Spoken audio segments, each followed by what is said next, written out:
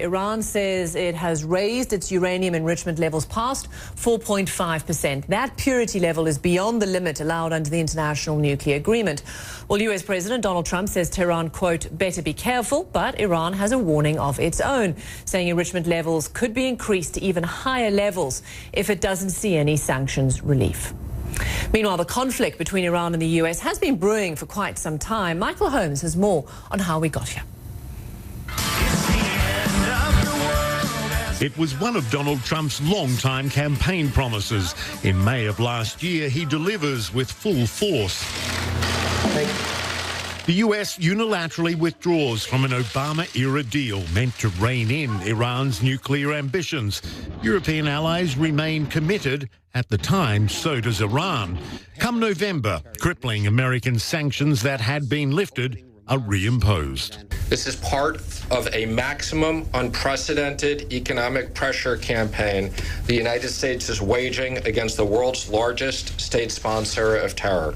Less than a year later, an unprecedented move. The US names Iran's Islamic Revolutionary Guard Corps, an arm of its military, a foreign terrorist organization. Then the campaign of so-called maximum pressure intensifies. Any nation or entity interacting with Iran should do its diligence and err on the side of caution. The risks are simply not going to be worth the benefits. The Trump administration targets Iran's lifeblood, threatening sanctions on any nation that continues buying their oil. In May, the US sends an aircraft carrier strike group, bombers and Patriot missiles to the Middle East, citing escalatory indications by Iran. 1,500 troops follow, with more to come. The next month, temperatures rise further. These unprovoked attacks present a clear threat to international peace and security. The US quickly blames Iran for 2 oil tankers attacked near the Strait of Hormuz. Iran vehemently denies involvement, but the US releases video they say shows an Iranian Navy boat recovering evidence of its participation. A week later, Iran shoots down a US Navy drone they say was intruding in its airspace, but the US claims it was in international airspace. It sparks a major escalation. We have no intention to fight with any countries, but we are completely ready for war. The next day, the US nearly retaliates. Trump tweeting a military strike was, quote, cocked and loaded before he called it off. I didn't like the idea of them knowingly shooting down an unmanned drone, and then we kill 150 people. I didn't like that. Then earlier this month, British Royal Marines in Gibraltar storm an Iranian supertanker believed to be carrying oil to Syria, a possible violation of European Union sanctions on Syria.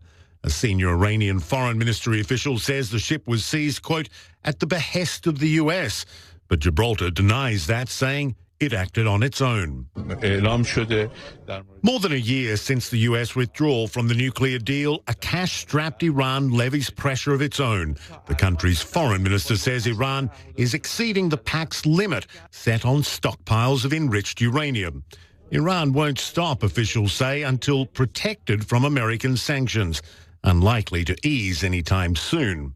Meanwhile, Iran says the seizure of one of its oil tankers by Britain is, quote, piracy, and it denies that that ship was bound for Syria. So let's go straight to the live wall now. Nick Robertson is near that seized Iranian oil tanker, actually off the coast of Gibraltar. Nick, hi. Just explain to us where you are and the implications of the scene. Yeah, Robin, I'm literally just off the coast of Gibraltar, in the territorial waters of Gibraltar. That's the Grace 1 super tanker that's at the centre of this diplomatic row right now. Javad Zarif, the foreign minister of Iran, just tweeted today that the British and Gibraltar authorities seizing this ship sets a dangerous precedent. He calls it piracy, and that the vessel should be released immediately. Now, the controversy that Iran is putting forward is because the Gibraltar authorities, along with British Royal Marine commandos, took control of that vessel Thursday night because they said it contained crude oil, that it was on its way to a refinery in Syria, and that refinery in Syria was under EU sanctions. But the Iranian foreign minister today says just a minute, Iran is not part of the EU. Iran is not any part of sanctions on Syria. So why has its vessel been impounded, if you will?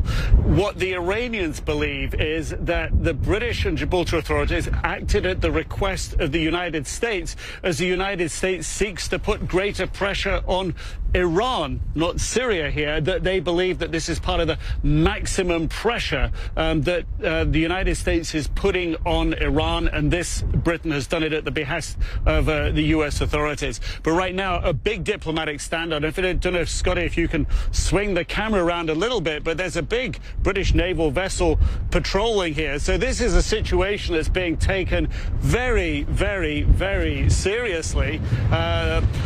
This impounded vessel here out on the sea, on the open waters, the British taking every precaution that nothing actually happens to it. The Iranians, of course, threatening that a British vessel should be impounded in its place in the Straits of Hormuz, Robin.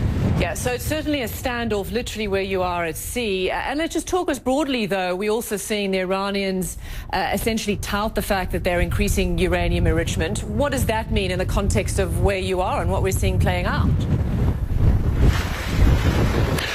Well, it adds, if you will, and raises the stakes of this standoff here, of course. I mean, what Iran has now done is break two of the terms of that international nuclear deal. It has today announced it is now over and above the threshold that it's allowed to enrich uranium to. It was a very low threshold, 3.67%. They say they're now at 4.5%. And they're also now stockpiling more of that low enriched uranium than they were allowed to do by that international agreement. So they've broken two terms of the deal so far, and they are saying today that they may break in 60 days another of the limits within that deal. And of course, that could bring additional economic sanctions on them. So they're facing an extremely tough situation economically because of those international sanctions. So it raises the stakes on this vessel here, the Grace 1, being held in detention. It all fuels the growing tensions with Iran and the uncertainty about what may come next, Robin. Okay, great stuff there at sea. Thanks so much, Nick Robertson. We'll come back to you if there's any more details. Appreciate it. Thanks to you and your team there. Okay, so let's bring in Alex Marquardt now. Alex is in Washington. And hi, Alex. Certainly you're in a little bit more stable situation. Nick Robertson there out at sea. But when we heard Nick there, he was talking about instability, the raising stakes. There is certainly each day there seems to be heightened tensions. What are we hearing today? Because Mike Pompeo spoke in the last hour and he didn't mention Iran at all.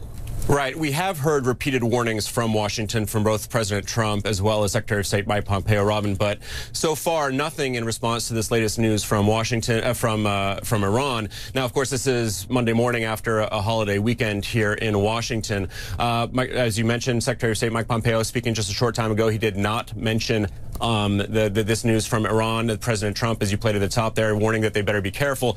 But in the past, the Secretary of State has said that Iran further enriching uranium would lead to increasing isolation and sanctions. And that, Robin, appears to be the tack that Washington is going to be taking, at least for now, continuing and stepping up this maximum pressure campaign that Nick mentioned that has been really ruthlessly effective, at least economically, in Iran. Now, the Trump administration, President Trump himself, claims that regime change is not the goal. That the goal here is to make sure that Iran gets no nuclear weapons. But, of course, in the past few weeks, we have seen a significant escalation on the ground. We have seen American military assets move into the region, a strike force group from the Navy, B-52 bombers, some 1,500 more American troops moving to the region. And of course, we saw that U.S. drone shot down just under 3 weeks ago as well, which Iran says was in their airspace. The U.S. said it was in international waters. And then the fear was that could lead to some sort of military escalation. The Trump administration decided to levy sanctions against the supreme leader and other top Iranian leaders. So, Robin, for now, it does look like the U.S. is going to be using economic weapons against Iran. But, of course, with such high tensions, with Iran appearing to be lashing out, and with so many U.S. military assets in the region, there is always the possibility that things could escalate militarily as well.